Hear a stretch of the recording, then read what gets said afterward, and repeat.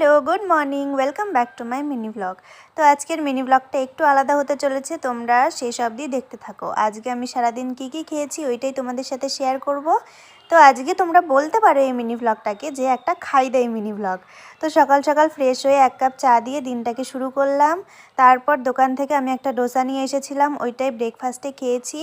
তারপর একটু পরে 1 প্লেট চাউমিন খেয়েছিলাম, যেটা কিনা আমি নিজেই বানিয়েছি। তারপর একটা ডার্ক চকলেট খেয়ে নিয়েছি। তারপর লাঞ্চে ছিল আজকে চিকেন, সো ওইটা খেয়েছি।